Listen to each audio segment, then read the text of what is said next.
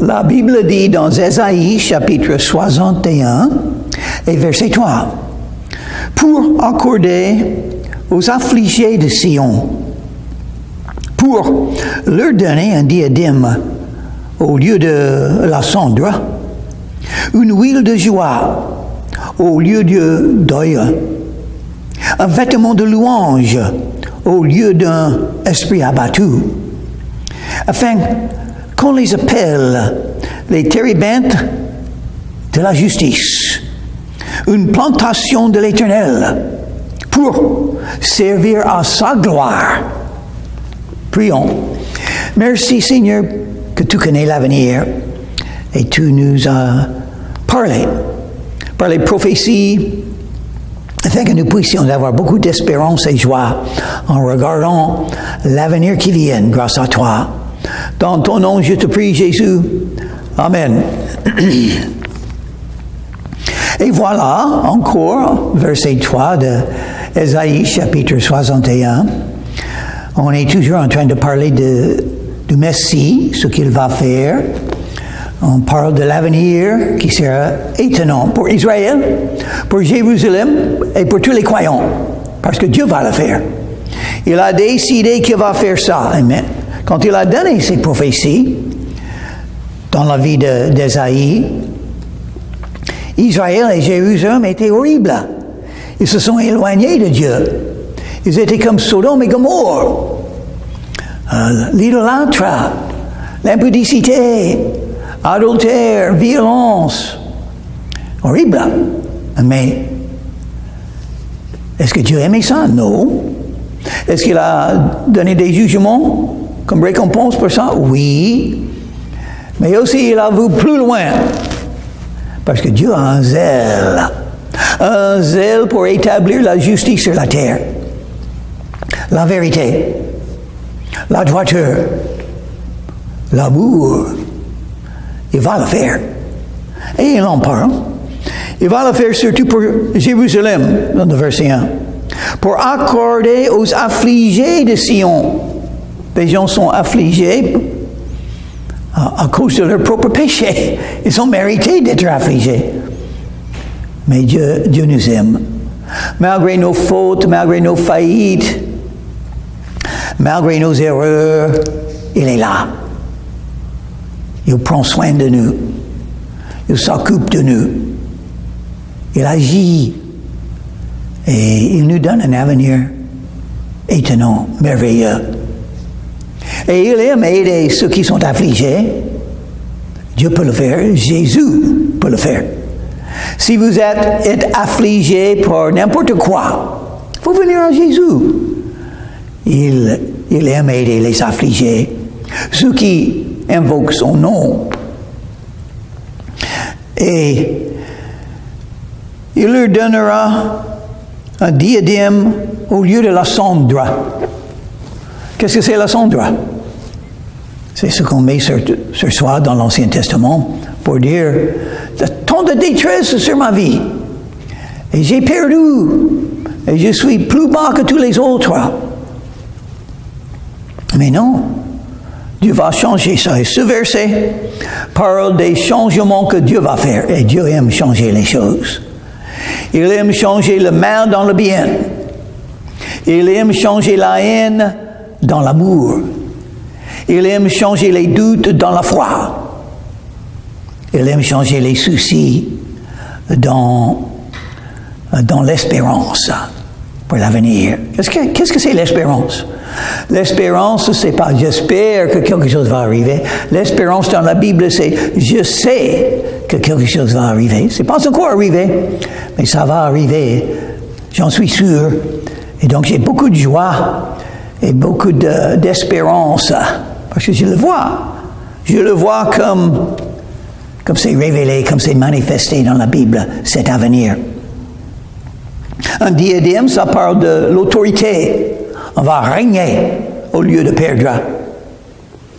Et qui ça? Les croyants. Et Jérusalem surtout parce que Jérusalem sera la plus grande ville de toute la terre quand Jésus revient.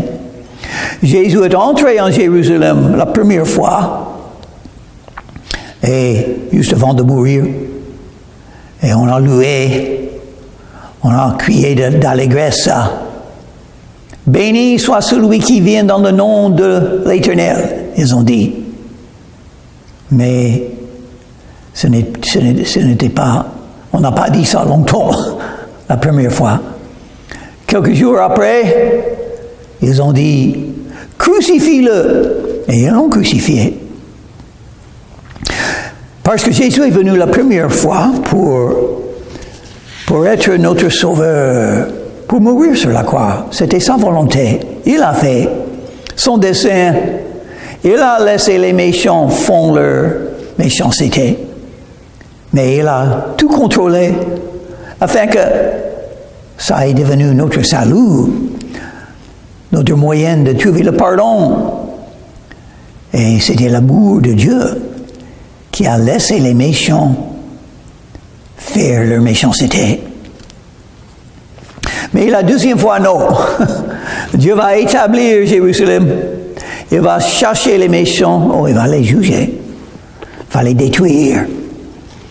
Il n'y aura que des croyants en ce moment-là.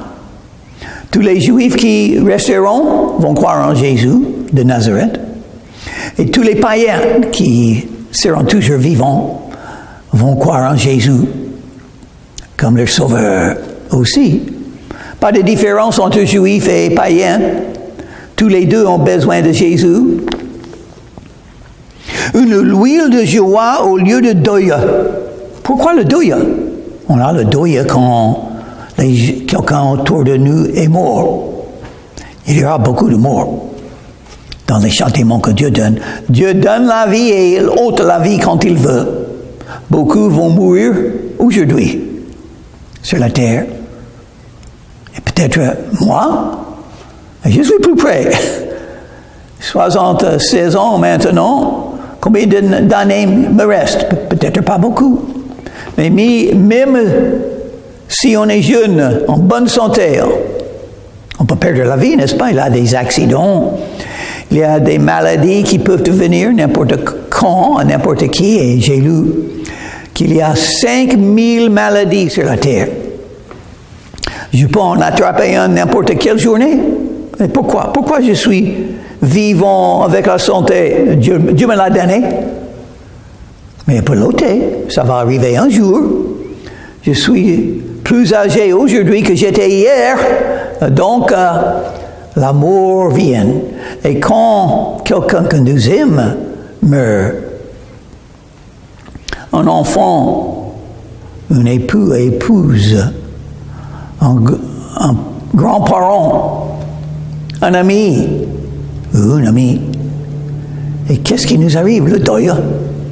C'est un grand ennemi des êtres humains, la mort. Oh oui, un grand ennemi. Mais Dieu sait ôter la mort, il va le faire. Jésus est ressuscité des morts. Il était le premier d'être ressuscité avec un corps glorifié. Et nous allons le suivre un jour, nous les croyons. Il parle de ça. Il parle de la victoire sur la mort. Parce que Jésus a beaucoup accompli quand il est mort sur la croix. Il a vaincu tous les ennemis des êtres humains. La mort, l'enfer, le diable, les ténèbres spirituelles, le péché. Il a vaincu tout ça et même plus. Les faillites des êtres humains. Dieu va donner la victoire malgré les faillites des êtres humains. Oh, c'est bien de servir un Dieu comme ça. Ça veut dire, bon, mais moi, j'ai beaucoup failli dans ma vie, j'ai beaucoup péché, mais je peux encore trouver la victoire, parfois en Jésus. Oh oui, parce qu'il aime donner la victoire. Il donne une huile de joie au lieu de Dieu. Il faut remarquer dans ce verset, souvent les mots au lieu de. Un vêtement de louange au lieu d'un esprit abattu. Un esprit abattu, un croyant peut avoir un esprit abattu, oui, malheureusement, si on n'a pas les regards sur Jésus, si on n'est pas dans la Bible assez souvent, si on ne prie pas assez pour rester en communion avec Jésus. Si on ne se confesse pas les péchés chaque jour, comme il dit en Jean chapitre 1 et verset 9, si nous confessons nos péchés, il est fidèle et juste pour nous pardonner et nous purifier de toute iniquité. Il faut que les pieds soient lavés tous les jours par Jésus, n'est-ce pas? Nous sommes tout nettoyés, tout lavés, mais pas les pieds. Chaque jour, les pieds sont souillés parce qu'on marche sur les routes de poussière. C'est-à-dire le péché. Nous ne sommes pas parfaits, loin de là. Nous sommes des grands pécheurs, même après recevoir Jésus-Christ comme notre Sauveur, parce que nous sommes dans la chair. Et qu'est-ce que la chair dit? La chair dit, je veux ce que je veux et je le veux maintenant. Ça, c'est la chair. Et c'est horrible. C'est en rébellion contre Dieu. La chair dit, je veux aller par là. Et l'esprit dit, non, il faut aller par là. Donc, c'est très facile là. Écoutez la grande voix de la chair et ne pas écouter la voix douce de l'esprit. Donc on pêche souvent et facilement. Grâce à Dieu, le sang de Jésus-Christ nous purifie de toute iniquité automatiquement si on est croyant en Jésus. Jean chapitre 1 verset 8. Mais de temps en temps, on reconnaît ce que l'on fait, ou pense ou dit qui est un péché. Et à ce moment-là, on vient à Jésus. Pour avoir une relation personnelle avec Jésus, il faut être honnête avec lui. L'honnêteté. Donc il faut confesser. Qu'est-ce que c'est? Si nous confessons nos péchés, si nous, qui est nous? Oh, j'aime le mot nous dans le Nouveau Testament. Souvent, dans le contexte, ça parle de tous les croyants. Donc, ça parle de moi. Et donc, c'est une promesse pour moi. Si nous, les croyants, confessons nos péchés, confesser, ça veut dire la même chose que Dieu dit de mon péché. Oui, j'ai fait. Non, je ne dois pas le faire. Oui, je vais essayer de ne plus le faire. Oui, j'ai besoin d'être pardonné. Pardonne-moi, Jésus. Je ne ferai plus si vous m'aidez. Mais si je le fais encore, 5 minutes plus tard, je vais me confesser encore. Une raison que les gens s'éloignent de Dieu, ils s'arrêtent de confesser leurs péchés, qui sont beaucoup, pour chacun de nous. Et si vous avez les oreilles, les yeux, si vous avez les yeux ouverts, vous allez voir beaucoup de péchés autour de vous. Si vous connaissez très bien la Bible, les fruits de l'esprit, les commandements, les enseignements de Jésus, vous allez regarder dans le miroir, là. Ah, il y a un grand pécheur là. Mais il ne faut pas trop regarder les autres. Parce qu'ils sont des grands pécheurs aussi. Il ne faut pas juger les autres. Laissez ça à Dieu. Le Saint-Esprit va les convaincre du péché quand il est prêt de le faire. Il agit dans leur vie. Et ils ont peut-être 1000 péchés dans une journée. Peut-être c'est plus que ça, mais 1000 péchés. Et vous allez choisir lequel de ces péchés ils vont reconnaître. Non, ce n'est pas vous qui doit parler de ça, c'est le Saint-Esprit. Mais heureusement, si nous confessons nos péchés, et péché c'est pluriel et beaucoup, ne dis pas le nombre, ça peut être 2, ça peut être 2000. Si nous confessons nos péchés, il est fidèle et juste. Nous ne sommes pas fidèles et justes. C'est pourquoi il faut confesser les péchés. Nous ne sommes pas fidèles et justes comme il faut, pas comme Jésus était. Il est fidèle et juste pour nous pardonner. Le pardon, ça veut dire les péchés ne sont plus là, sont ôtés, sont couverts, sont jetés. Dieu nous regarde comme si nous n'avons pas péché quand on est pardonné comme ça. Et les croyants ont besoin de ça chaque journée pour continuer à marcher avec Jésus et à rester en communion avec lui. Il est fidèle et juste pour nous pardonner et nous purifier de toute iniquité. Donc, c'est très clair, n'est-ce pas? Il ne faut jamais dire, oh, j'ai trop péché, je ne peux plus servir Jésus. J'ai confessé mes péchés hier et maintenant j'ai failli encore aujourd'hui, donc je suis trop faible. Non, c'est pas vrai. C'est pas basé sur votre force. C'est basé sur le pardon de Dieu chaque jour par Jésus. Il me le faut, il vous le faut chaque jour. Et je suis d'accord avec une jeune femme musulmane qui s'appelle Soumeya, que j'ai rencontrée sur le trottoir il y a 2 ans. Et en parlant de ce sujet, elle a dit, oui, on pêche même quand on fait le bien. On pêche facilement. Beaucoup. Même en faisant le bien, on vient à l'église, on prêche des messages. Et on peut facilement pécher parce que faut aimer Dieu avec tout le cœur, toute la pensée, toute l'âme et toute la force. Qui fait ça? Il faut aimer ton prochain comme toi-même. Tout le temps, 100% pour tout ça. Même ceux qui parlent contre nous, oui, même ceux qui sont nos ennemis. Oh, Jésus a dit, n'est-ce pas?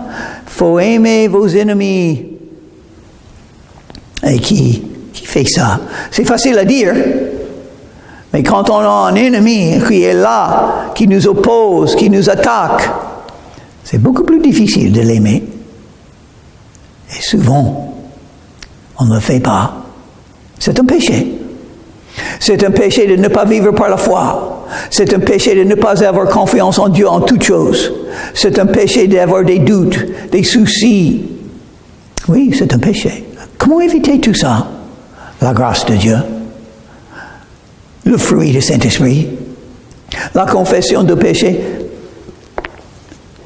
la confiance dans la parole de Dieu et dans Jésus lui-même. Un vêtement de louange au lieu d'un esprit abattu. Pourquoi les croyants ont un esprit abattu? C'est pas normal. La vie chrétienne n'était pas établie pour avoir un esprit abattu. Mais malheureusement, je peux vous le dire. Je parle avec beaucoup de gens qui me disent qu'ils sont des chrétiennes. Ils ont des esprits abattus. Ça veut dire une chose. Ils ne se confient pas assez en Jésus. Ils n'aiment pas assez Jésus. Ils n'ont pas assez de foi que Jésus est là. Tout ce qui est arrivé dans votre vie, c'était Dieu qui l'a fait. C'est important de croire ça, à mon avis. Pour dire, je ne sais pas peut-être ce que Dieu fait, mais c'est lui qui l'a fait. Et même, ça m'est arrivé depuis quelques années, une chose horrible. Mais je vois la main de Dieu. Je commence à comprendre même pourquoi il a fait ça dans ma vie. J'ai appris des choses qui ont entré dans mon âme, qui m'ont changé. Mais je suis convaincu qu'il a fait pour me bénir, pour me changer, pour mieux le servir, selon sa volonté pour moi. Romains chapitre 8, verset 28. Nous savons que toute chose concourt au bien de ceux qui aiment Dieu. Toutes choses. Et de ceux qui sont les appelés selon son dessein. Il faut aimer Dieu. Il faut avoir foi que son dessein arrive quand quelque chose de mauvais vous arrive.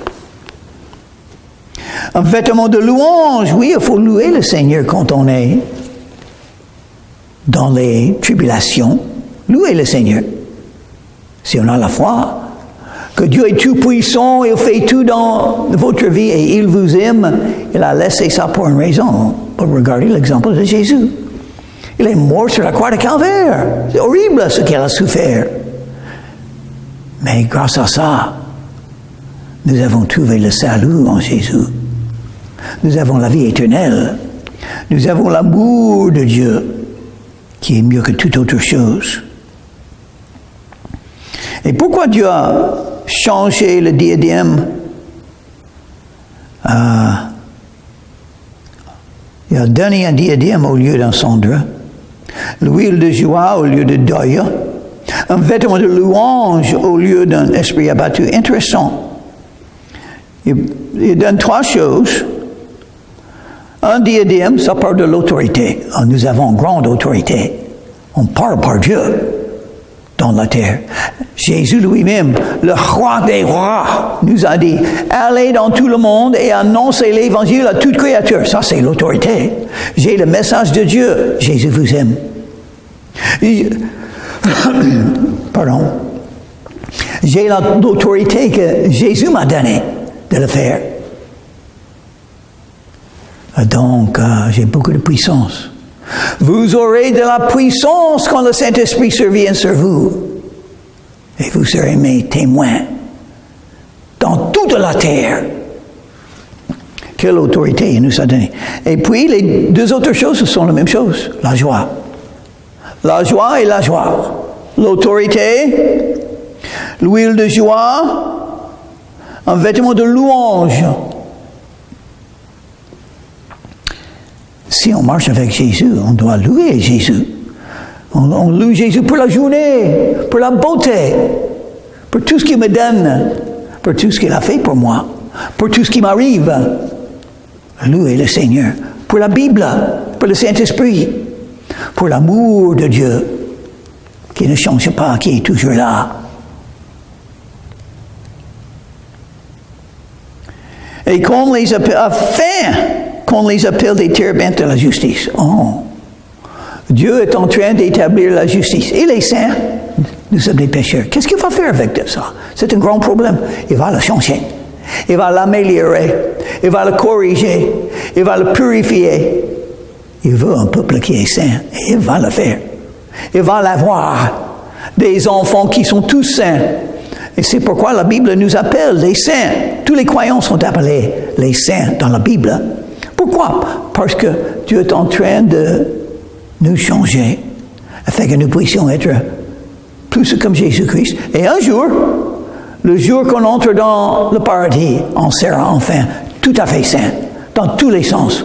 On n'aura plus la chair. Ça va nous aider beaucoup à être saints. Mais Dieu le fera. Des térébintes de la justice. Qu'est-ce que c'est un térébinthe? Un arbre grand et fort. Un orage ne peut pas changer ça. Un vent violent ne peut pas le faire tomber. C'est un térébinthe. Un térébinthe de justice. La justice, c'est très important, n'est-ce pas? Faire ce qui est droit, ce qui est juste. C'est une des armes spirituelles qu'il faut avoir pour vaincre le diable. Toujours faire ce qui est droit. Quand vous avez une décision à faire pour diriger votre vie, qu'est-ce qu'il faut faire? Ce que vous voulez? Non. Ce qui vous donnerait la joie selon vous? Non. Ce qui est droit et juste. Dieu aime la justice. Et il y a des récompenses de l'injustice. Une plantation de l'Éternel. Oh, Dieu va le faire. Il va faire de vous un grand arbre de foi et de joie et d'amour. Il va le faire. Et il le fait maintenant. Ça peut prendre des années. Quelques-uns des leçons à apprendre peuvent être des années. Les choses marchent bien pendant 30 ans ou 40 ans. Une chose marche bien dans votre vie. Tout d'un coup, c'est coupé. Tout est changé. Et tout est écrasé, brisé. Non, c'est la main de Dieu. Pourquoi elle a fait ça? Parce qu'il veut que tu sois un térébinthe de justice. Et donc, il est en train de le faire dans la vie de chaque croyante et il va le faire dans tout le monde, en Israël, en Jérusalem, avec tous les Juifs et avec tous les croyants. Pourquoi il va faire tout ça? Il nous donne l'autorité, la joie, pour nous faire